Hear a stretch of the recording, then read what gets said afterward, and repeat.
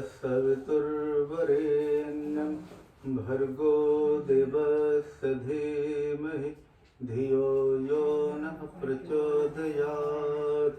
ॐ भूर्भुवस्सुः तत्सवितुर्वरेण्यं भर्गो देवस्य धीमहि धियो यो नः प्रचोदयात्। ॐ भूर्भुवः स्वः तत्सवितुर्वरेण्यं भर्गो देवस्य धीमहि धियो यो नः प्रचोदयात्। तूने हमें उत्पन्न किया, पालन कर रहा है तो तुझसे ही पाते प्राण हम। दुखियों के कष्ट हरता है तो तेरा महान तेज है। छाया हुआ सभी स्थान, सृष्टि के वस्तु वस्तु में तो हो रहा है विद्यमान। तेरा ही धरते ध्यान हम, मांगते तेरी दया। ईश्वर हमारी बुद्धि को श्रेष्ठ मार्ग पर चला। ओम भूर्भुवः स्वः तत्सवितुर्वरेण्यं भर्गो देवस्य धीमहि धियो यो नः प्रचोदयात्। ॐ शान्ति शान्ति शान्तिः।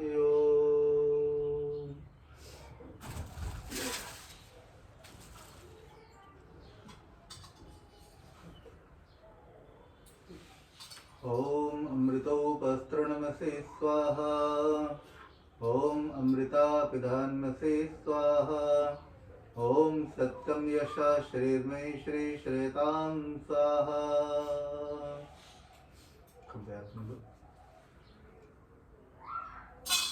ओम वाङ्मास्यस्तु। ओम नसोर्मे प्राणोऽस्तु। ओम अक्ष्णोर्मे चक्षुरस्तु। ओम कर्णयोर्मे श्रोत्रमस्तु। ओम बाहोर्मे बलमस्तु। ओम उर्वोर्मा ओजोऽस्तु। ओम रिष्टानि मिङ्गानि तनुस्तन्वामि सह सन्तु। ओम त्र्यंबकं यजामहे सुगंधिं पुष्टिवर्धनम् उर्वारुकमिव बन्धनान् मृत्युर्मुक्षीयमामृतात्। दूसरा अध्याय थोड़ा बड़ा है।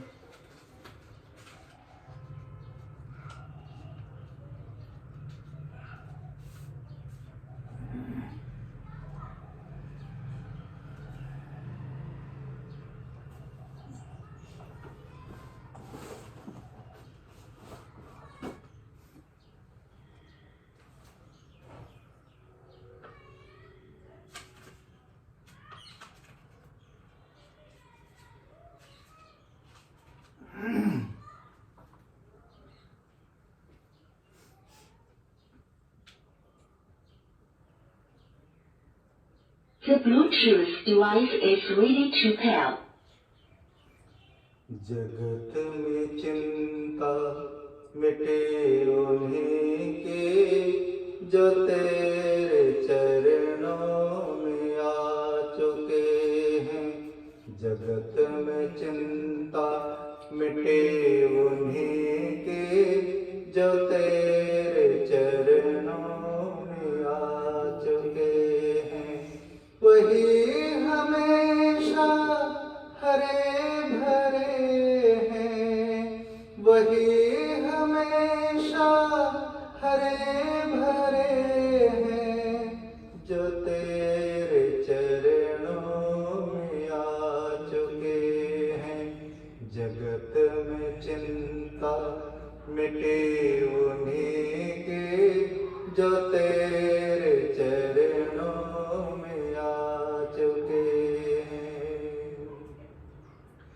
ना पाया राजा वजीर बन कर, न पाया तुझको फकीर बन कर।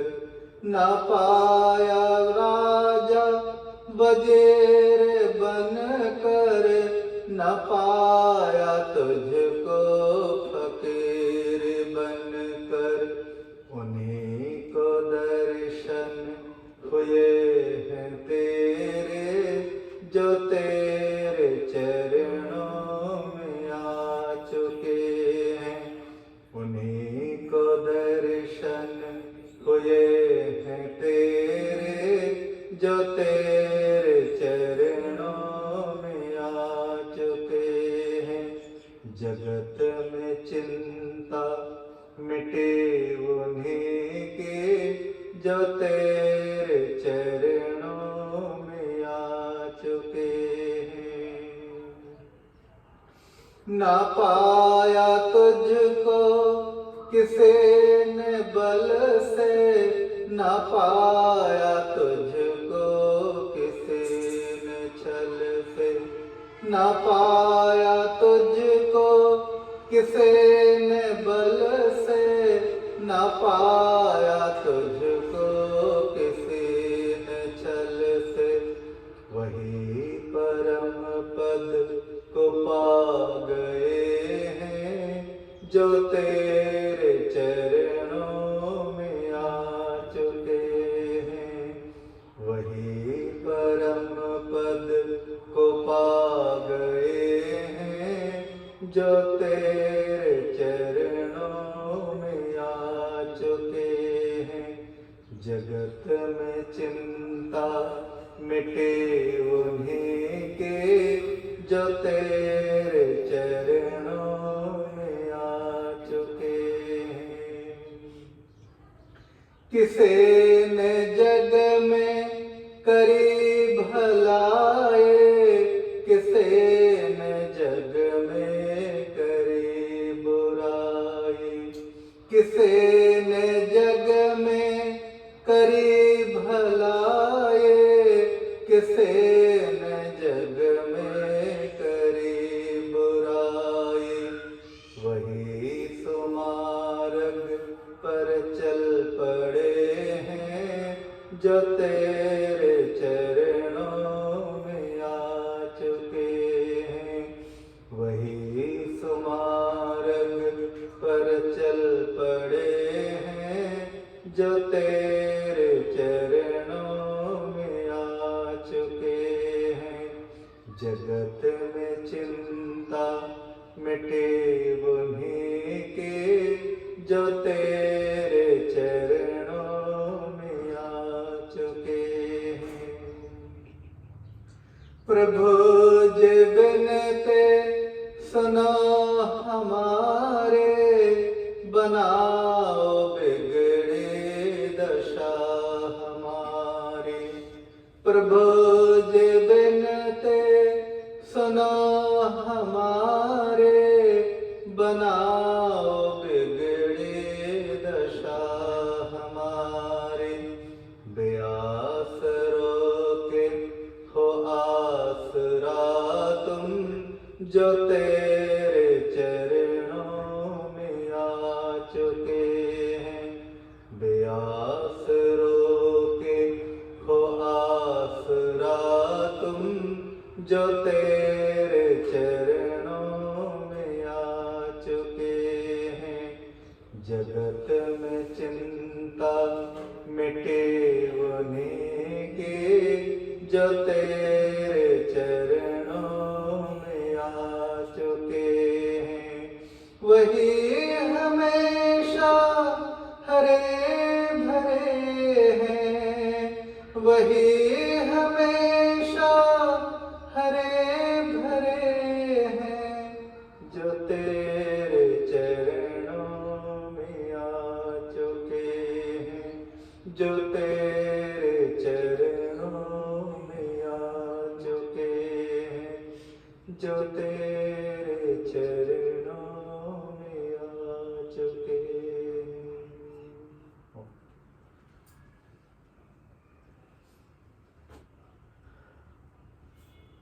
ईश्वर की बनाई हुई दुनिया, हम जब सुख दुख सब हमारे कर्मों का परिणाम है, ऐसा ही संसार है। हम कभी संसार में नहीं थे ऐसा नहीं है, और हमेशा रहे ऐसा भी नहीं। चोला बदल बदल के हम आते रहे, चोला बदल बदल। जैसी वृत्ति होती है वैसा जन्म होता है। और तकरीबन पति पत्नी पुत्र सब जो रिश्तेदार है पिछले जन्म में भी कहीं ना कहीं मिले जुले थे। कारण क्या है? जिनको हमने सुख दिया, जिनको हमने दुख दिया, तो सुख दुख भी तो उनको लेना पड़ेगा, है ना। तो मान लो किसी को दुख दिया तो उसको दुख मिलेगा, तो संतान भी ऐसे होंगे, पति पत्नी भी ऐसे होंगे जो एक दूसरे को भुगतान करेंगे। तो तकरीबन यही होता है कि पिछले जन्म में जो थे, मान लो किसी की मृत्यु, अब हमारे अरविंद जी अभी 3-4 दिन हो गए, अब क्या पता परमात्मा जब घर में कोई बच्चा जन्म देगा तो जाता है, कोई आस पड़ोस में आएंगे। ईश्वर की लीला बड़ी न्यारी है, बोलना समझना बड़ा मुश्किल है, समझ पाना मुश्किल नहीं, संभव ही नहीं, उसका खेल बड़ी निराला है।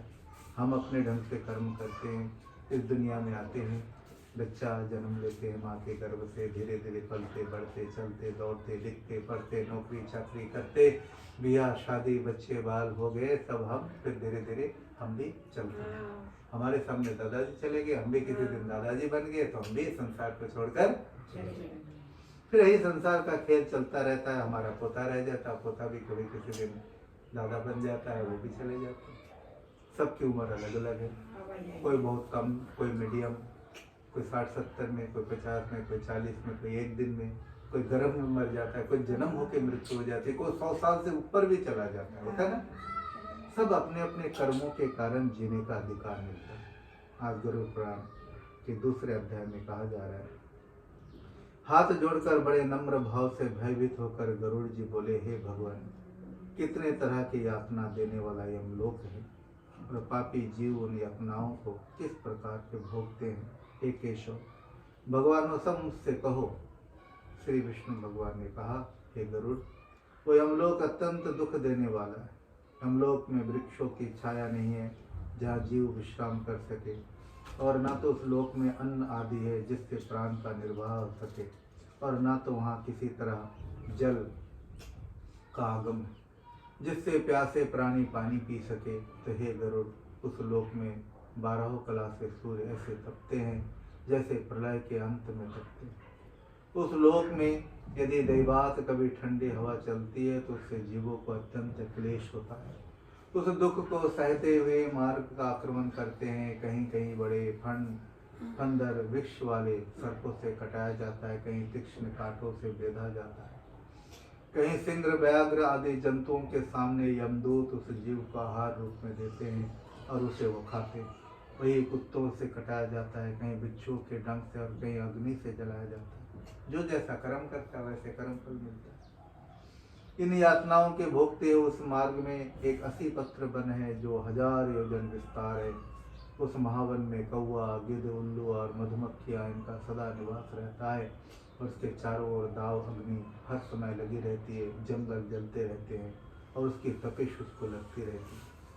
दंश और मक्खियों के काटने से तथा अग्नि की प्रचंड ज्वाला से व्याकुल होकर जब वो जीव उस वृक्ष के नीचे जाता है जिसके पत्ते तलवार के समान चोखे, वृक्षों के पत्तों को शरीर में लगने से शरीर कटकर छिन्न भिन्न हो जाता है।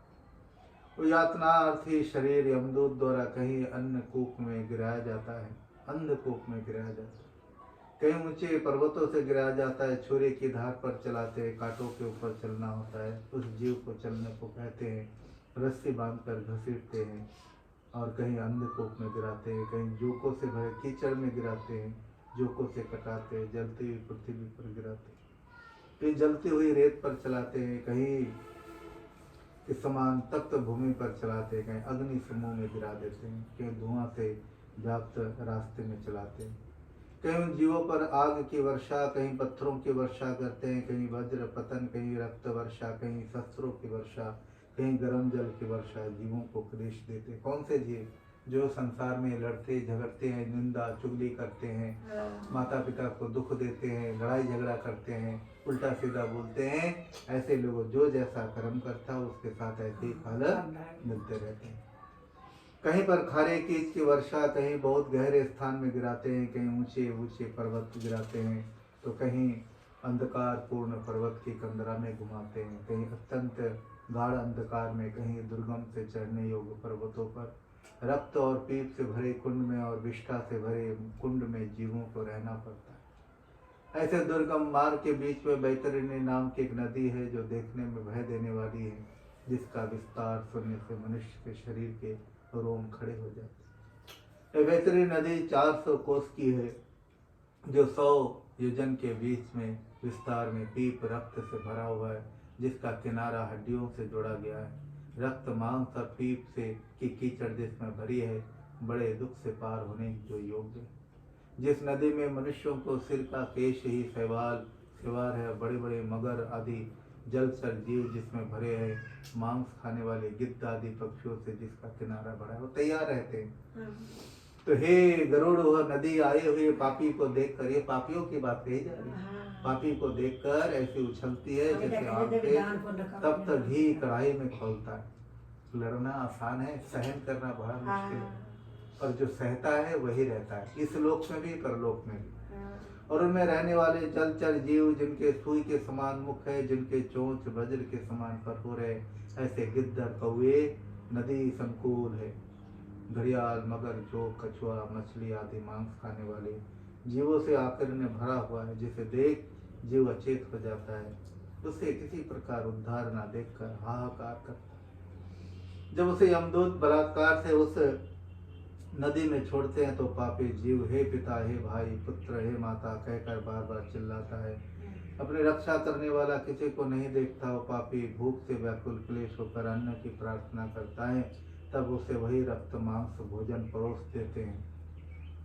महाघोर गर्जन करने वाली, देखने में भयानक उस नदी के दर्शन मात्र से जीव अचेत होकर गिर पड़ता है, जो सांप और बिच्छुओं से भरी है। उस नदी में गिरने से पापी जीव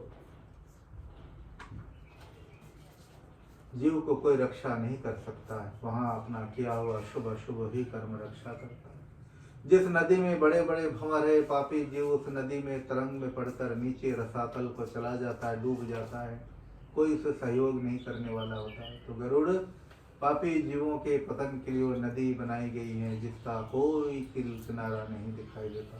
अत्यंत दुख देने वाली वो नदी है, जिसमें वर्णन की अनेक प्रकार के क्लेशों को भोगना पड़ता है। बड़े ऐसे दुखों को भोगने पापी यमलोक को जाता है। किसी प्राणी को फांस से बांधकर, किसी को अंकुशों में खींचकर, किसी के अंग को शस्त्रों से काट देते हैं प्राणी, और पापी प्राणी यमलोक में छटपटाता रहता है। किसी के नाक छेद देता है, डोरी बांध के कान में रस्सी बांधकर किसी को फांसी लगाकर मार्ग में ऐसे खींचते जैसे काल की पास से मनुष्य का प्राण खींचा जाता है। किसी की गर्दन भुजा पाँव को बांधकर उसके सिर पर लोह का भार लाद देते हैं, तब उस प्राणी को मार्ग में चलने के लिए कहते हैं। कभी हम घोड़े और फिर गधे को, कोई बैल को नाक में रस्सी डाल के चाबुक मार मार के ले जाते हैं, फिर पासा बदल जाता है।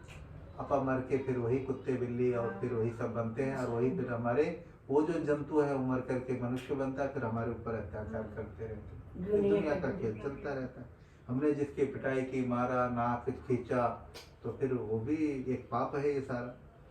जब वो जीव चलने में असमर्थ होकर यमदूतों से प्रार्थना करता है तो उसे मुद्गरों से मारते हैं और कहते हैं अपना कर्म याद कर। दुखी होकर मुख से गिराता है, उसी को खाता है। फिर अपने किए कर्मों को सोचकर बहुत गिलानी करता है। उसको दिखाता है तूने इसके साथ ऐसा किया, इसके साथ ऐसा किया। यातनाओं को भोगता प्राणी यमलोक को चला जाता है, और वो मूर्ख पापी यम मार्ग में जाता हुआ अपने परिवार वालों के नाम को स्मरण करते हैं। माता पिता भाई बंधु सबको पुकारता है, किसी को देखता नहीं, रोता है और कष्ट में छटपटाता है। बहुत पुण्य से मनुष्य का जन्म मिलता है। अब मनुष्य बड़े भाग्य मानव तन पावा, सुर दुर्लभ कोटिन ग्रंथन कावा। ऐसे नहीं मिला। पिछले जन्म में हमने बहुत अच्छे कर्म किए जो मानव का चोला मिला। फिर इस चोले में आकर के हम कुत्ते बिल्ली पशुओं की तरह लड़ने झगड़ने लगे, तो फिर हमने उस पाप को खराब किया। तो मनुष्य का जन्म पाकर पे मैंने कोई शुभ कर्म नहीं किया जिससे इस लोक का दुख ना भोगना पड़ता। मनुष्य जन्म तो इसलिए मिला था कि हम भले काम करते, पर हम पुट्ठे काम में पड़ गए। लड़ाई झगड़ा कर लिए, किसी को मारा पीटा, किसी का जमीन जायदाद छीना, किसी का दुकान मकान को जो है ना खराब किया, किसी के परिवार को बर्बाद किया, किसी के बच्चों को जो है ना अपहरण कर लिया, किसी के कत्ल की, किसी का जमीन हड़प लिया। तो ऐसे तो बात बनने वाली नहीं। तो मतलब बंधुओं, हम जो कुछ भी करते हैं वो फल हमें भोगना पड़ता है। जीव के बिलाप और रोने को सुनकर यमदूत कहते हैं, हे देही, तूने कुछ दान नहीं किया। और कुछ लोग तो दान पुण्य भी नहीं करना चाहते, किसी को ना कपड़ा, ना अन्न, ना कोई धन, कुछ नहीं देते। तो अग्नि में हवन किया, ना तपस्या की, ना तो देवताओं का पूजन किया, ना तीर्थों में जाकर स्नान किया। इसलिए जीव अपने किए कर्मों को के फल को भोग। न तो ब्राह्मणों का पूजन किया, ना कभी गंगा स्नान किया, ना साधुओं की सेवा की, ना कभी किसी का परोपकार किया। इसलिए देही अपने किए हुए कर्मों के फल को भोग। तुझे मनुष्य बनाया था, तूने तो पशुओं से भी गया गुजरा कार्य किया। न तो पशु पक्षियों के लिए जलाशय बनाया, ना कोई जो अन्न वगैरह दी। कई बार हम छत पे तनाजा वगैरह देते रहते ना, देते रहना चाहिए। जल का भी पात्र रखना चाहिए, रोटी कुत्ते को, फिर जो है गौओं को देना चाहिए। ये सारी चीज़ें ऊपर जो है ना सतनाजा बिखेर दो, ताकि कोई जो है ना कोई प्राणी आता है जिसको हम देते हैं, फिर हमें भी वो देते हैं। ना ब्राह्मणों की जीविका के लिए कुछ वृत्ति दी। इस कारण है जीव अपने किए हुए कर्मों के फल को भोग।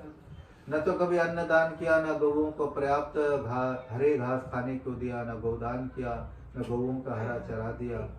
श्रद्धा की पुराणों को कानों से नहीं सुना, न पुराण देवताओं की कभी पूजन किया।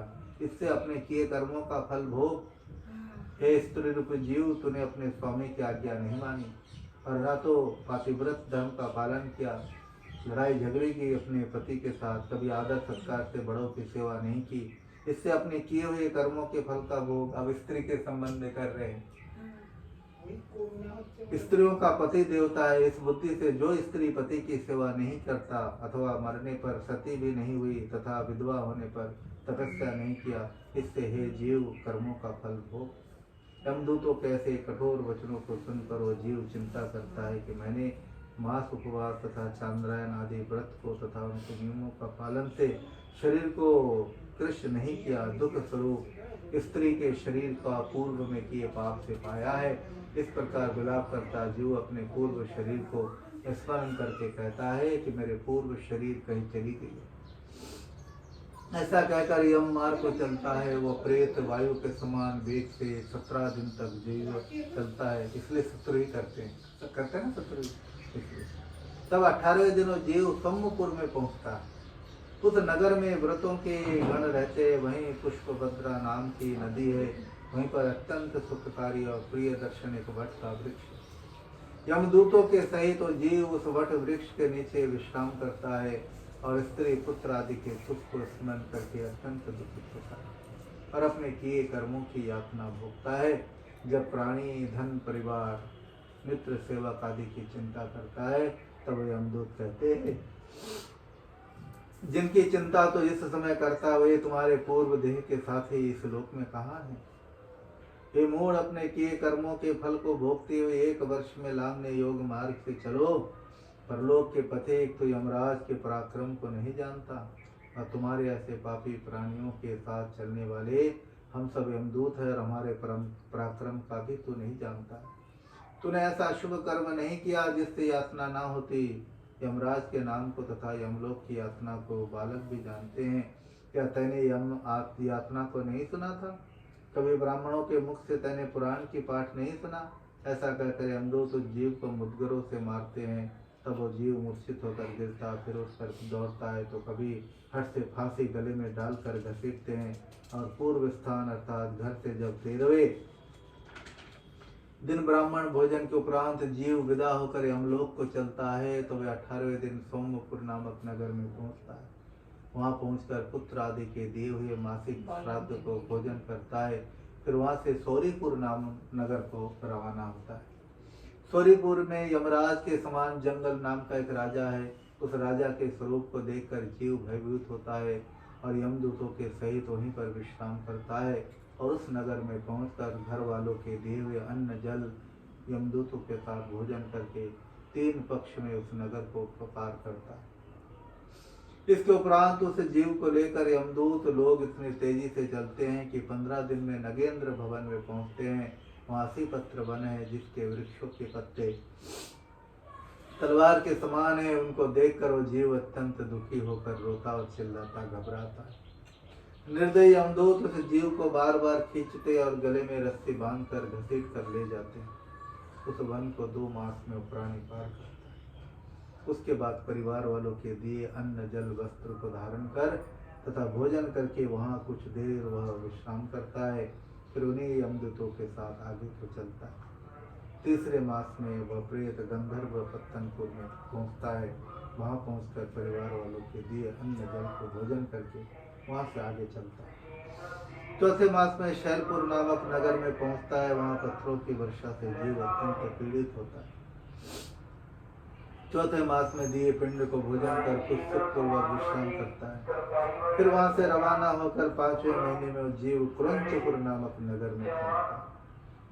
वहाँ 5वें महीने के लिए श्राद्ध आदि को भोजन करके कुरुलपुर में पहुँचता है और उस नगर में अत्यंत निर्दयी प्राणी रहते हैं। 5.5 महीने में दिए हुए अन्न जल से क्षुधा को शांत करके आधे मुहूर्त तक वहाँ विश्राम करके पूर्व यमदूतों के साथ आगे को चलता है। फिर वहाँ आधे क्षण तक ठहर कर यमदूतों की यातना से कांपता हुआ अति दुखित होता है। फिर यमदूतों से घसीटने पर आगे चलता है। वहाँ से चित्र भवन नाम नगर में पहुँचता है जहाँ यमराज के छोटा भाई विचित्र नाम के यमराज राज्य करते। उस नगर में बड़े विशाल शरीर वाले मनुष्य को देखकर वो जीव भय के मारे भागता है, डरता है, परंतु यमदूतों के वश में पड़कर असमर्थ हो जाता है। वहीं पर बैतरणी नाम की नदी, उस नदी को खेने वाले मल्लाह प्रेत के सामने आकर कहते हैं कि हम लोग बैतरणी को खेने वाले और यही नौका है, यदि तुम्हारा पुण्य हो इस नौका पर बैठ जाओ तो इस पार से उस पार ले जाएंगे। तत्व को देखने वाले मुनियों ने दान को वितरण कहा है। उस दान से जिसमें तरी जाए उसको बैतरणी कहते हैं। असल में जो लोग दान पुण्य करते हैं वही ये संसार में भी पार हो जाते हैं और इस संसार से परलोक में भी पार हो जाते हैं। मल्लाह रूपे जीव उस जीव से कहते हैं यदि तूने गौ का दान दिया है तो नौका निस्संदेह आवे। उन मल्लाहों के वचन को सुनकर वो जीव हाय हाय करता है, चिल्लाता घबराता है। तब उसे यमदूत बैतरणी में छोड़ना चाहते हैं। उससे वो जीव चिल्लाता है जो मनुष्य दान नहीं दिया है उस नदी में डूब जाता है। फिर आकाश से चलने वाले यमदूत उस प्रेत को कटिया में फंसाकर मछली की तरह घसीट कर उसे नदी के पार पहुंचाते हैं। नदी के पार पहुंचकर 6ठे महीने के लिए पिंड आदि को खाकर वह जीव आगे चलता है। फिर मार्ग चलने से थकेत और भूख से व्याकुल होकर अत्यंत विलाप करता है, रोता है। फिर 7वें महीने में सर्दी गर्मी को सहन करता हुआ बारिशों बन्नीपद नामक नगर में पहुंचता है। वहीं 7वें महीने में दिए हुए श्राद्ध आदि को भोजन करके कुछ तृप्त होता है। एक गगन में चलने वाले गरुड़ उस नगर में से चलायमान होकर वह बहु दुखद नाम नगर में पहुंचता है और वहां आकाश मार्ग से चलने में अनेकों प्रकार के दुखों को भोगता रहता है। वहीं पर 8वें महीने में दिए अन्न और जल से क्षुधा तृषा की कुछ शांति कर को जीव आगे को चलता है। 9वां महीना पूर्ण होने पर नाना करंदपुर को पहुंचता है। उस नगर के निवास करने वाले करंद गणों को देखकर वो जीव भय से व्याकुल होकर रोता चिल्लाता।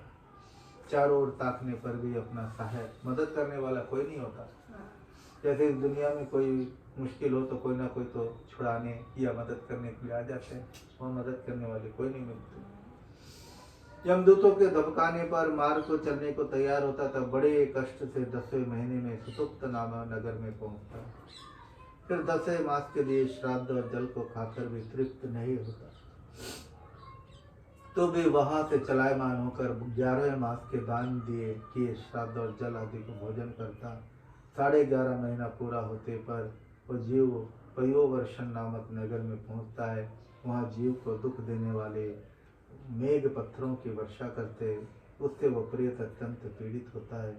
वो जीव वहीं पर न्यून अब्दिक मास के दान किए हुए श्राद्ध और जल के दुख पूर्वक खाता पीता है। वर्ष पूर्ण होते होते वह जीव शिताढ़ नाम नगर में पहुंचता है। वह हिमालय से 100 गुना अधिक शीत पड़ता है। शीत से दुखित और भोग पीड़ित होकर चारों तरफ मूढ़ के समान देखता है कि क्या यहाँ हमारे कुटुंब के कोई है जो हमारे इस दुख को दूर कर सके। तब उस प्रेत से यमदूत कहते हैं, तेरा कुछ पुण्य है जिसके प्रभाव से इस दुख रूपी यातना से तू छूट सकता है। यमदूतों के कठोर वचन को सुनकर पीड़ित वह जीव वार्षिक में दिए श्राद्ध आदि के भोजन से धैर्य धारण करता है और वर्ष के अंत में वह जीव बहुवृति नाम नगर में पहुंचकर हस्त मात्र के शरीर का त्याग करके छोटे शरीर का लाभ करता है और देह यातनार्थी है केवल कर्मों के भोग के लिए अंगुष्ठ मात्र के शरीर को प्राप्त कर यमदूतों के साथ आगे को बढ़ता है। हे गरुड़, जिसने मरने के समय और दैहिक दान नहीं किया है तथा पूर्व में धनोपार्जन नहीं किया है, इस कारण यमदूतों के दृढ़ बंधनों से बंधे हुए बहुत से दुख को प्राश्त करते हैं। हे गरुड़, धर्मराज के नगर के 4 दरवाजे हैं, उनमें हे पापी तुझे दक्षिण मार्ग से होकर चलना पड़ेगा। ऐसे महाकष्टदायक मार्ग में जैसे प्राणी जाता है, फिर वहाँ पहुँचने पर क्या दशा होती है वो सब मैंने तुमसे कहा है। अब जो सुनने की इच्छा हो तो वो पूछो और फिर कल तुम्हें इस संबंध में बताएंगे कि आगे की यात्रा में क्या सुख और दुख है। ये तो दुख का वर्णन है, आगे सुख का आएगा। बिल्कुल, हमें इस संसार में रोटी कितना खाएंगे, 2-3 ही खा लेते हैं, लेकिन कोई भूख से पीड़ित है और उसको हमने रोटी नहीं दी तो फिर हमें भी भूखा रहना पड़ेगा। इसलिए दान पुण्य तो पंजाब में बहुत अच्छी बात है कि गुरु नानक देव जी ने बहुत अच्छी प्रथा चलाई। रास्ते रास्ते में, घर घर में, गुरुद्वारे में, सब जगह पर लोगों को पानी पिलाने के लिए लंगर की सारी व्यवस्था की गई। क्योंकि जो लोग जितना जितना लोगों को अन्न पानी पहुंचाएंगे उसको भी मृत्यु के पश्चात भी इसी प्रकार से लंगर पानी का भी फल प्राप्त होता रहेगा। जो लोग इस संसार में कुछ भी नहीं करते उन्हें कुछ भी नहीं मिलता। आप नहीं देखते इस संसार में कुछ लोगों को कुछ मिलता ही नहीं, और कुछ लोग ऐसे हैं कि उनको सहयोग करने वाले भी बहुत होते हैं। असल में सब अपना अपना कर्म है।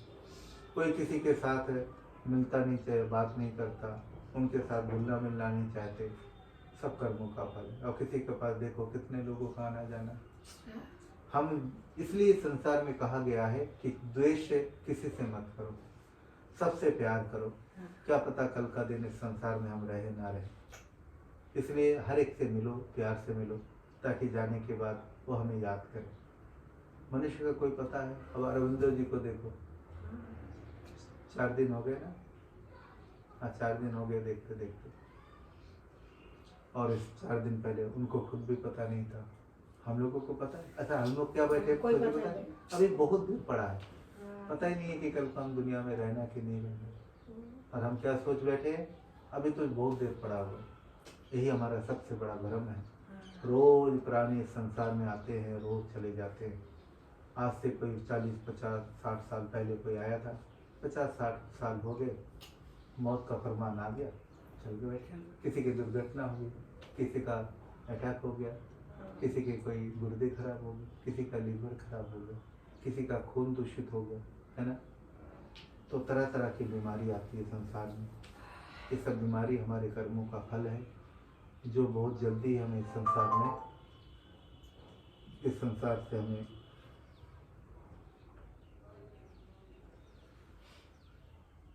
बंद कर दोनों करेंगे। तो ये सारा संसार ईश्वर पिता का बनाया हुआ है। यहाँ जैसा जैसा कर्म किए जा, फल की इच्छा मत करे ये इंसान, और जैसा कर्म करेगा वैसा फल देगा भगवान। हम किसी को दुख देकर हम सुख चाहते, कैसे हो? बिना पढ़ के, जैसे कोई बच्चा पढ़ने पास नहीं कर सकता, बिना मेहनत करके जिससे हम जो है ना सफल नहीं हो सकते, बिना खा के पेट नहीं भर सकता, बिना चल के हम दूर तक नहीं जा सकते। जा सकते? हम चलेंगे नहीं, बैठे बैठे सोचे मैं पहुंच गया, पहुंच सकते? नहीं पहुंच सकते। बिना खाए सोचे पेट भर गया, पेट भर सकता है? नहीं भर सकता। ऐसे ही संसार में हम जो है ना कर्म करें, और उस कर्म से माता पिता की सेवा करे, बड़ों का सम्मान करे, बच्चों को अच्छे शिक्षा संस्कार दे, अच्छी जगह पर जाए, मंदिर और जो जिस जहाँ पर जाते हैं मंदिर में, गुरुद्वारे में, जो जहाँ पर जाते हैं वहाँ जाकर अरदास करे, प्रार्थना करे अपने लिए, परिवार के लिए, सब जनों के भले के लिए कि सर्वत्र का भला हो, सर्वे भवन्तु सुखिनः, कोई भी दुखी न रहे। मैं जब सबके लिए मंगल कामना करूँगा तो सभी मेरे लिए भी मंगल कामना करेंगे। मैं सबका भला चाहूँगा, सभी मेरा भी भला चाहेंगे। मैं किसी का बुरा करूँगा तो कोई मेरा भी बुरा करेंगे, ऐसे है। तो कोई भला करता है सबका, उसका बुरा कोई नहीं करेगा। सभी कहेंगे ये तो बड़ा भला इंसान है। तो भला बनने के लिए एक थोड़ी सी मेहनत करनी पड़ती है। अपने अहंकार को छोड़ना होता है। अहंकार हमें एक दूसरे को जोड़ने नहीं देता। मैं क्यों अरदास करूँ, मैं क्यों नमस्ते करूँ, मैं क्यों सत श्री अकाल बोलूँ, मेरा कोई घाटा है? जमीन जायदाद कम है, घर मकान कम है, कार कोठी बंगला कम है। ये अहंकार जब आ जाता है तो कोई किसी को सत श्री अकाल नहीं बोलता। हर एक से पहले मिलना चाहिए। और भाई साहब ठीक हो, नमस्ते जी, सत श्री अकाल जी, हर एक से प्यार से बोल। अच्छे इंसान की पहचान क्या होता है? कोई इंसान अच्छा है या बुरा, हम अच्छे है बुरे, उसके सबसे अच्छी पहचान है, एक ही पहचान, वो हम आप मिले तुरंत नमस्ते बाजी ठीक हो। यदि ये मैं नहीं करता तो मेरे जैसा बुरा इंसान कोई नहीं। मैं नमस्ते भी नहीं करूंगा, न पैसा न ढेला न कुछ लगता है नहीं। माँ जी भी बोलेंगे और बेटा ठीक है, मान लो को मैं नहीं देख सका, अचानक देख लिए, और बेटा कभी ठीक है, ऐसे बोलते कि नहीं? यही हालचाल पूछना सबसे बड़ी बात है। हम इसे बड़ा छोटी बात मानते हैं, छोटी बात नहीं, ये सबसे बड़ी बात। मीठा बोलो, मीठा बोलो। जब किसी से बातचीत करोगे तो लड़ाई झगड़ा नहीं होगी। अब आपस में बातचीत नहीं करोगे तो मनमुटाव होगा, पता नहीं क्यों बात नहीं करते, ऐसे होता ना। तो बोलो चलो, सबसे बोलो चालो, बको मत, खाओ पियो छको मत, देखो भालो तको मत, चलो फिरो थको मत। ये संसार में जीने का फार्मूला है। और कर्म करो फंसो, अपनी ड्यूटी पूरी करी जाओ। पिता हो पुत्र संतान के लिए लिखाई पढ़ाई उनकी जिम्मेदारी पालन करो। पुत्र हो माता पिता की सेवा करो, कभी उनसे पूछो कुछ खाना है, कहीं घूमने जाना है। कई बार माता पिता बड़े हो जाते हैं, उनकी अनदेखी कर देते हैं। बेटा बेटा तक तो ठीक है, जब बेटा शादी हो जाती है, बहू आ जाती है, फिर वो अनदेखी करने लगते हैं। मैं तुम्हारे माँ बाप की सेवा नहीं कर सकता। बड़े कष्ट भोगते हैं ऐसे औरत। कारण क्या है? अरे जो तुम आए हो यहाँ पर, जैसे माँ बाप को छोड़कर आए हो, तो इनकी सेवा कौन करेंगे? जब ये अपने माता पिता, तुम्हें पति कहाँ से मिला, ठीक है ना? तो इन सब चीजों को जो सोचेंगे अपने माँ बाप की, जो भी, अब बेटियां जो है सब घरों में देखो जाती, बेटियां तो सब घरों में जानते हैं, तो अपनी बेटी तो अपने घर पे नहीं रहेगी, कोई और बेटी हमारे घर में आएगी। तो हमने किसी की बेटी को सुख नहीं दिया, तो हमारे घर में किसी की बेटी आएगी तो वो भी हमें सुख नहीं देंगे। गिन गिन के बदला लिया जाएगा। परमात्मा भेजेंगे भी ऐसी लड़की जो आके दिन में तारे दिखा देंगे। और अच्छे भले कर्म करने वाले, दूसरी बहू का सम्मान करने वाले, घर में प्रेम का माहौल बनाने वाले आपको सुख से रखेंगे, सम्मान से रखेंगे, इज्जत से रखेंगे। बना के गए माँ जी खा लो, और पैर में तकलीफ है, सिर में दर्द है, सेवा करेंगे। कौन? जो आप करोगे तो करेंगे, क्योंकि हमारा कर्म है। देखो इस दुनिया में कोई ऐसा नहीं, हम भले करेंगे तो भले इंसान ही हमें मिलेगा, हम बुरा करेंगे तो हमारे साथ बुरा इंसान ही आएगा। वो बेटा भी हो सकता है, और जो ना बेटी भी हो सकती है। जरूरी नहीं है कि बहू मतलब क्या करे, कई बार बेटी बच्चे भी अपने को तकलीफ देते हैं ना। तो ये सारी दुनिया है, परमात्मा ने दुनिया ऐसे बनाई है। तो हम सब परमात्मा से प्रार्थना करें कि कर भला हो भला। हम भला करेंगे तो ही हमारा भला होगा इस संसार में, नहीं तो जैसा कर्म वैसा फल। इसलिए कहा कर्म फल, संसार में जो जैसा कर्म करता है उसके साथ वैसा ही कर्म फल की प्राप्ति होती है। अब सुनो कैसे होता है दुनिया में। चली जा रही है उम्र धीरे धीरे, चली जा रही है ये उम्र धीरे धीरे, पल पल आठों पहरे धीरे धीरे, पल पल आठों पहरे धीरे धीरे, चली जा रही है ये उम्र धीरे धीरे, चली जा रही है ये उम्र धीरे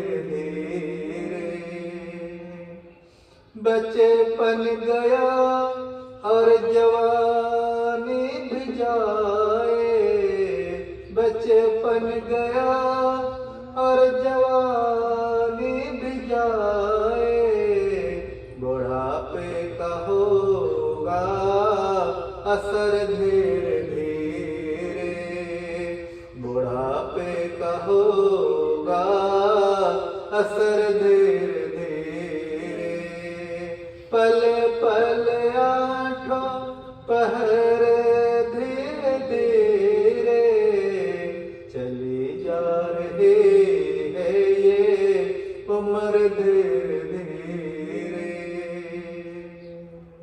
हाजी माता जी समझ आ रहा है ना? पता लग रहा है ना आपको? तेरे हाथ पाँवों में बल ना रहेगा, तेरे हाथ पाँवों में बल ना रहेगा, मंद होंगी आँखें नजर धीरे धीरे, मंद होंगी आँखें नजर धीरे धीरे, पल पल आठों पहर धीरे धीरे, चली जा रही है ये उम्र धीरे धीरे। हर रोज हमारे जीवन से निकलता जा रहा है, एक दिन कम हो रहा है, ऐसे ही पल पल करके जैसे पानी घड़े में से चू जाता है और एक दिन खत्म हो जाता है, फिर घड़ा खाली हो जाता है, ऐसे इस घड़े से एक एक दिन एक एक करके एक एक दिन का उम्र निकल जाता है। अंग जो तुम्हारे शिथिल होंगे सारे, ढीला पड़ जाएगा, टाइट है ना, कुछ देख कितना टाइट है, ऐसे कहते हैं लड़के है देख कैसे, फिर पकड़ में आ जाएगा, लटकता रहेगा, ठीक है। अंग जो तुम्हारे शिथिल होंगे सारे, झुक जाएंगे ये कमर धीरे धीरे, झुक जाएंगे ये कमर धीरे धीरे, पल पल आठों पहर धीरे धीरे, चली जा रही है ये उम्र धीरे धीरे। धीरे धीरे कमर झुक जाएगी, सीधे खड़े होते थे ना, ऐसे तो कई बार ऐसे आधा होके ऐसे चलने पड़ते, सिर यहाँ होता है, सिर यहाँ रहता है बराबर, फिर झुक झुक के लाठी लेके चलना पड़ता है नहीं? सब वो पुराना दिन याद आता है, कैसे दौड़ते थे भागते थे। अब चला भी नहीं जाता, देखा भी नहीं जाता, सुना भी नहीं जाता, बोला भी नहीं जाता, बड़े धीरे धीरे शरीर जवाब देने लगता है। क्यों? तैयारी हो रही है जाने की, ठीक है। और अंत में सुनो, जो आया यहाँ उसको जाना पड़ेगा, जो आया यहाँ उसको जाना पड़ेगा, खत्म होगा जीवन सफर धीरे धीरे, खत्म होगा जीवन सफर धीरे धीरे, पल पल आठों पहर धीरे धीरे, पल पल आठों पहर धीरे धीरे, चली जा रही है ये उम्र धीरे धीरे, चली जा रही है ये उम्र धीरे धीरे, चली जा रही है ये उम्र धीरे धीरे। ओम दो शांतिरंतरिक्षं शांति, पृथ्वी शांतिरापः शांतिरोषधयः शान्तिः, वनस्पतिः बृहस्पतया शान्तिर्विश्वे देवा शान्तिर्ब्रह्म शान्ति सर्वं शान्ति शान्तिरेव शान्ति सामा शान्तिरेधि ॐ शान्ति शान्ति शान्ति।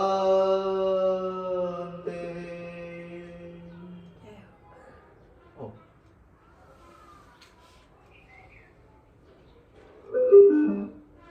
आप सभी ने बड़े ध्यान से सुना, आपका बहुत बहुत धन्यवाद। चलने वाले जाने वाले चले गए, कोई रोक नहीं सकता, बुढ़े भी नहीं होते, बस ऐसे ही संसार है। बस परिवार फिर से एक बार मूल रास्ते पर आ जाए, बच्चे को ताकत मिले, हमारी बहन जी उनको जो है ना सांत्वना मिले, शक्ति मिले, बल धैर्य मिले, आगे की जिंदगी आगे चल सके। और परिवार पर जो वज्रपात हुआ है, परमात्मा प्रेरणा दे, शक्ति दे, ज्ञान दे, बुद्धि दे, विवेक दे, ताकि ये बच्चा जब अपने पिता रहते हैं ना, माता पिता बेफिक्री जिंदगी पर काफी जिम्मेदारी आते हैं। बेटा ऐसे ही संसार है, सब जिम्मेदारी समझना, ठीक है ना। दुनिया ही ऐसी परमात्मा ने बनाया, बस कोई चारा नहीं, कोई कुछ नहीं कर सकते, केवल अरदास ही कर सकते हम लोग सब मिलकर प्रभु से। ओम शांति। हे प्रभु, ये प्रसाद लो सबको।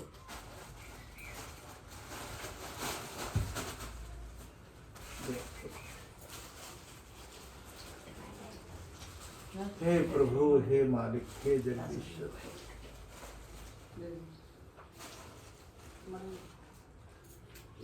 हिंदी समझ आती है ना माता आपको? आ जाओ ना। मैं वो कथा सुनती होती है, जेडी बसरा दुर्गावन तो चलती होती है, वो हिंदी बोलता आपको दो तीन दिन जो भी आगे समय है ना, आपको अच्छे अच्छे भजन सुनाएंगे, हम सबको ज्ञान मिलेगा इन भजनों के माध्यम से, ठीक है ना। बेटा ये रख देना फिर, और ये पानी लेना होता है।